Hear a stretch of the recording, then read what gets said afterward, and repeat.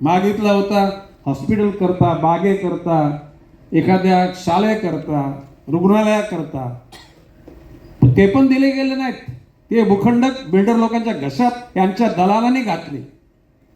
मला या गोष्टीची लाज वाटते की ज्या मंत्रिमंडळामध्ये मी आहे त्या मंत्रिमंडळामधल्या नगरविकास खात्याच्या लोकांनी अशा प्रकारचं कर्मदरिद्रीपणा केला.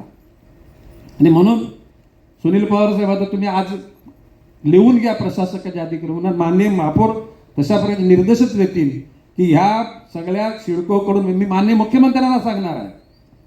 माझा जर राग जर शांत व्हायची तुमची इच्छा असेल तर त्या ठिकाणी सिडकोकडून MIDC कडून नवी मुंबई महापालिकेला विकासाकरता जनतेच्या हिताकरता जे भूखंड देऊ घातल्यात ते लगेच देण्याची व्यवस्था करा. म्हणजे माझा राग असते कमी होईल.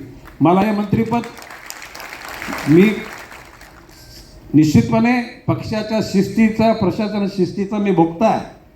परंतु ज्या गोष्टी करता गणेश नाईक त्या ठिकाणी आमदार झाला, मंत्री झाला, ते जर का त्या ठिकाणी जनतेकरता मी बोलू शकलो नाही आणि ते जर मिळवू शकलो नाही, ते मंत्री परत का चाटायचे का? म्हणजे बाबाशे मंत्रीपद पक्षाने दिलं, पक्षाचा आम्ही आभारी आहे.